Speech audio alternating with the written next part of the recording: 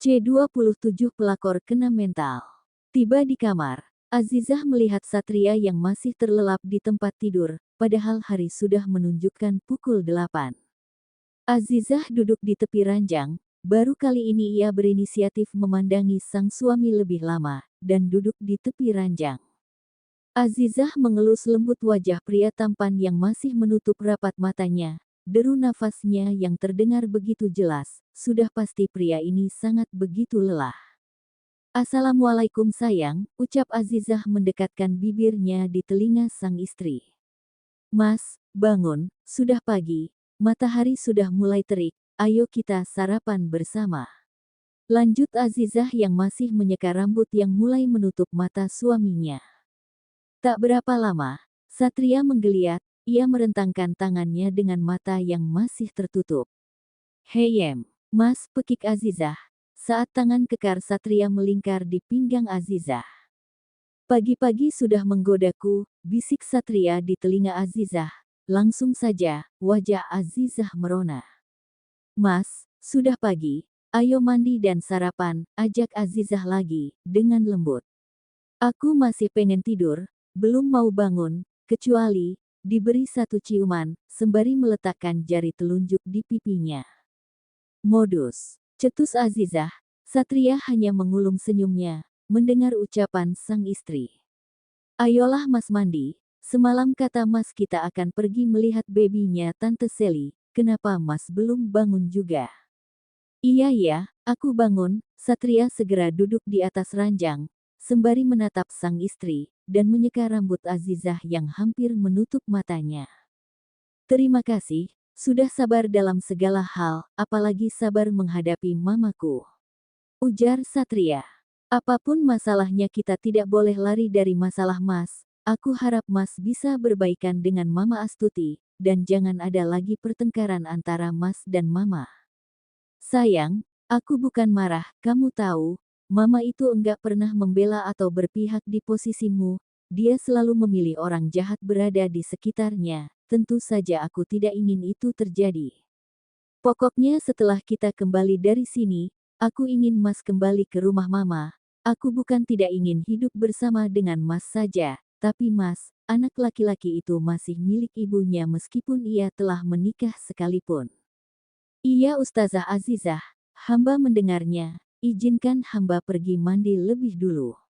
Ucap Satria mencubit kedua pipi Azizah.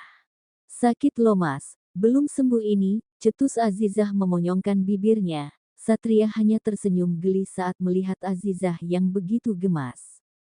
Mas suami, handuknya ketinggalan. Seru Azizah yang melihat Satria tanpa membawa handuk ke kamar mandi. Terbiasa di rumah ada handuk dan baju mandi di dalam kamar mandi, Satria segera berlalu ke kamar mandi.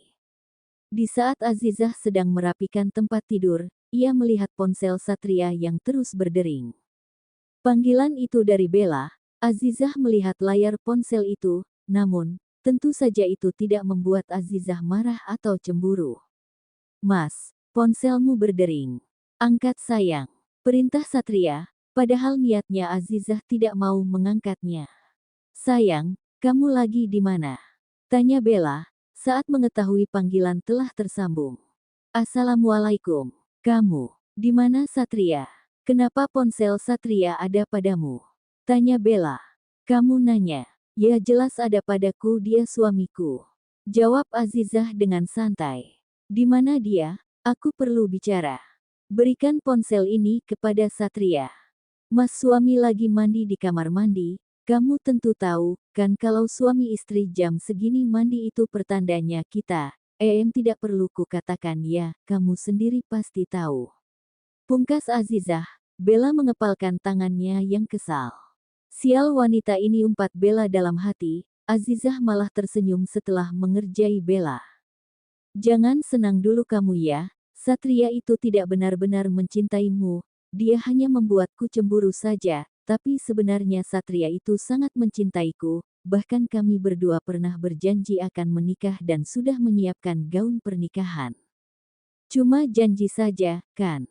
Tapi tidak dinikahi. Astagfirullah, apa yang kukatakan? Kalau begini, kan kesannya aku jahat padamu. Bella saran aku ya, kamu cari ganti saja, jauhi Satria, karena saat ini Satria sudah sah menjadi suamiku, berhenti mengganggu hidup kami, jangan jadi benalu dalam rumah tangga kami, ingat dosa.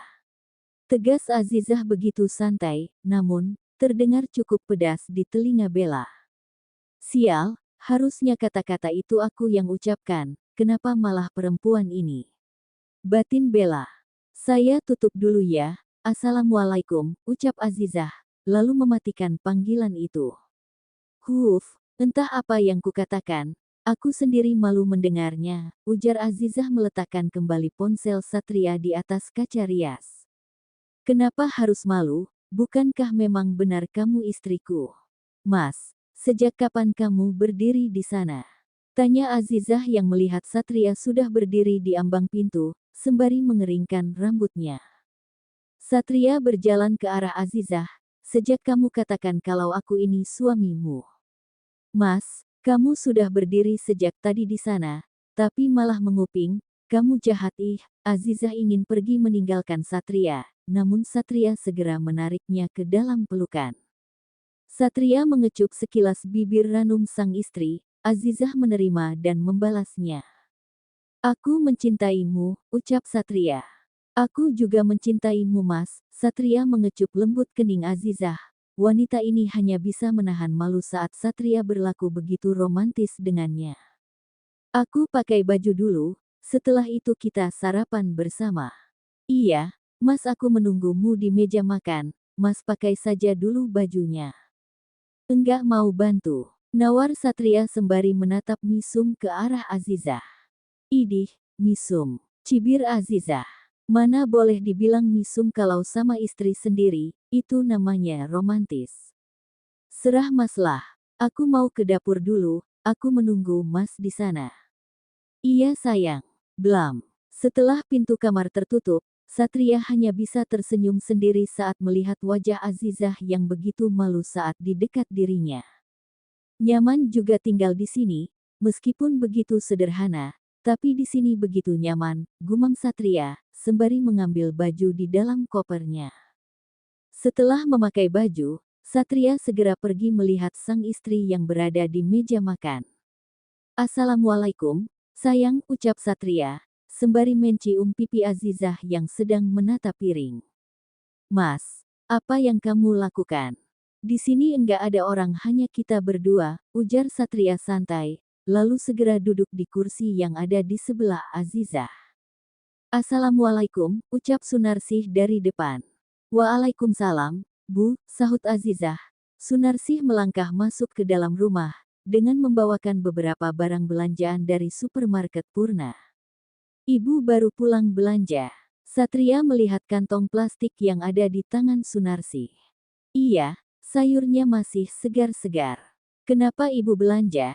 Seharusnya biar kami saja yang belanja, ini sudah menumpang di sini, merepotkan ibu lagi. Tidak apa-apa nak Satria, ibu sudah terbiasa, ibu ke dapur dulu ya. Iya bu, Azizah dan Satria melanjutkan sarapannya, sementara Sunarsih sudah berlalu ke dapur. Azizah segera masuk ke dalam mobil, sementara Satria sudah duluan di kursi kemudi, menunggu Azizah. Mas, kita enggak bawa oleh-oleh, enggak enak rasanya, datang berkunjung pertama kali. Udah tenang saja, aku yang akan mengurusnya, soal hadiah bisa menyusul nanti untuk baby Tante Sally. Satria langsung melajukan mobilnya ke arah rumah Dika. Di sepanjang perjalanan, Azizah terlihat begitu gugup, karena setelah menikah ini pertama kali ini kembali ke desa gelap. Tenanglah, semua baik-baik saja, Satria memegang tangan Azizah. Atap mobil Satria terbuka membuat Azizah melongo, bagaimana tidak semua orang akan melihat mereka saat melewati tempat itu. Mas, kenapa dibuka? Kenapa? Kamu malu? Bukankah kita suami istri, kenapa harus malu? Tanya Satria. Azizah hanya terdiam saja. Tak lama berselang waktu, mereka sudah tiba di depan supermarket Purna. Tentu saja banyak orang yang menatap iri ke arah Azizah. Bagaimana tidak, Satria adalah pria yang banyak digilai oleh wanita di desa gelap. Itu, kan Mas Satria ya, ganteng banget, kan ya. beruntung banget Azizah bisa menikah dengannya. Dengar-dengar sih, Mas Satria menikahi Azizah karena kasihan. Dia batal nikah pas hari H. Kalian tahu alasan dia batal nikah, katanya udah nggak perawan lagi. Ih, alim tapi kelakuannya begitu ya, sindir yang lain. Beberapa komentar dari tetangga dan juga pengunjung supermarket, mereka memakai dan menghina Azizah tanpa memikirkan perasaan orang yang mereka hina. Keduanya turun dari dalam mobil, telinga Satria sudah mulai memanas mendengar gosip murahan itu. Satria segera menggandeng tangan istrinya memperlihatkan kemesraannya kepada semua orang. Kalau dia menikahi Azizah tulus karena cinta, bukan karena terpaksa atau iba. Azizah hanya tersenyum saat melihat Satria menggandeng tangannya dengan mesra. Azizah yakin Satria melakukan ini semua karena ia tidak ingin dirinya bersedih saat mendengar ucapan para tetangga yang sedang bergosip. Assalamualaikum Azizah, seseorang memberi salam. Azizah dan Satria sama-sama menghentikan langkah kaki mereka dan menoleh secara bersamaan ke arah orang itu. Ustaz Zaki, gumam Azizah. Zaki mendekat dan menyapa keduanya dengan sopan. Kalian berbelanja di sini juga? Tanya Zaki. Azizah tidak menjawabnya. Sudah sekian lama tidak bertemu akhirnya bertemu di tempat ini secara kebetulan. Bukan, kami datang kemari untuk bertamu, kami permisi dulu. Satria segera membawa Azizah untuk masuk ke dalam rumah. Tidak ingin membiarkan pria itu terlalu lama melihat dan memperhatikan sang istri, membuat Satria begitu cemburu. Zaki hanya tersenyum pahit saat melihat wanita yang ia cintai kini bergandeng tangan dengan pria lain, yang berstatus suami dengannya. Ada rasa penyesalan dalam diri Zaki, namun, semuanya sudah berlalu, dan Zaki dengan Azizah bukanlah jodoh yang dipilihkan Tuhan. Assalamualaikum, ucap Satria. Waalaikumsalam, jawab Dika dari dalam, dan berjalan ke arah pintu depan. Satria. Dika terkejut saat melihat keponakannya telah tiba, bersama dengan Azizah. Kamu di sini, lanjutnya lagi. Iya, di mana Tante Sally? Tanya Satria. Ada di dalam yang masih beristirahat, ayo masuk dulu.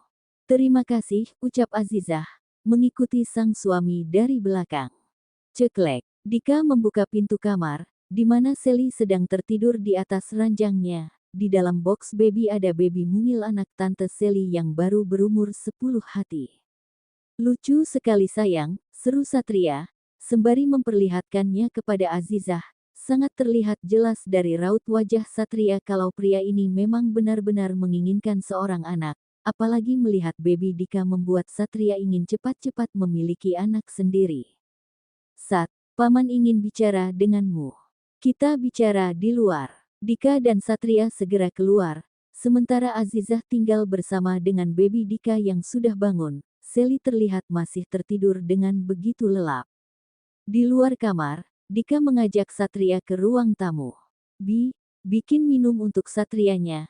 Sekalian buatkan jus jeruk untuk istri Satria, dia ada di kamar. Baik Tuan, Binur segera pergi ke dapur. Papamu baru saja kembali ke Jakarta, setelah mendapat kabar kalau ibumu masuk rumah sakit. Masuk rumah sakit, ulang Satria, yang memang dia tidak tahu apa-apa soal itu. Benar, kamu enggak tahu. Tanya Dika lagi, Satria menggeleng pelan. Kemarin, waktu kami mau pulang ke sini, Mama baik-baik saja, dia sehat tidak ada tekanan gula akhir ini, dia juga terlihat lebih sehat, enggak ada pertanda kalau Mama sakit. Begitulah Sat, kalau sudah sakit apa boleh buat, jadi kapan kamu pulang untuk melihatnya?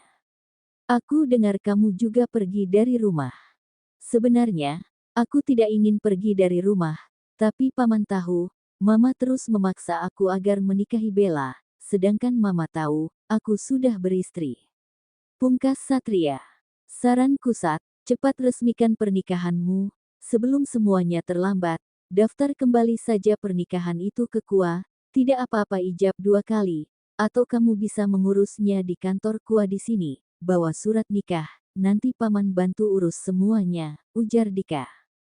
Aku rencananya juga begitu, terima kasih Banik Paman sudah mau membantu, Sepertinya aku harus kembali pulang ke Jakarta. Aku ingin melihat keadaan Mama. Lebih baik kembali dulu, bagaimanapun itu Mama Musat, soal dia jahat pada kalian, biar itu urusan dia dengan Tuhan, yang penting kalian tidak durhaka pada mamamu. Makasih Paman, aku akan memanggil Azizah di kamar. Satria segera bangkit dari sofa, berjalan ke arah kamar Dika. Di saat Satria mau membuka pintu kamar, ternyata kamar itu duluan dibuka oleh Azizah. Oh, Mas, aku baru saja mau mengajak kamu pulang. Mas, enggak mau pamit dulu sama Tante Sally. Enggak usah sayang, kita harus buru-buru kembali, Mama masuk rumah sakit. Astagfirullah, Mama masuk rumah sakit. Ulang Azizah yang terkejut. Benar, aku juga baru tahu, kalau begitu kita pulang ke rumah ibu dulu, dan pamit sama ibu.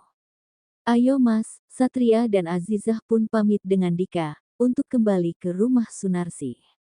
Di perjalanan, meskipun Satria sudah menyembunyikan rasa khawatirannya kepada Astuti, namun, Azizah masih dapat melihatnya dari raut wajah sang suami. Semoga Mama baik-baik saja ya Mas, ucap Azizah, memegang tangan Satria, dan menenangkan sang suami, agar tidak panik, agar pikirannya tetap fokus menyetir. Apa ini semua terjadi karena aku terlalu keras sama Mama? Satria melirik ke arah Azizah. Tidak Mas, ini semua terjadi karena kehendak Allah. Kita sama-sama berdoa ya Mas, semoga Allah mengangkat semua penyakit dalam tubuh Mama. Amin, sahut Satria, ia kembali fokus menyetir.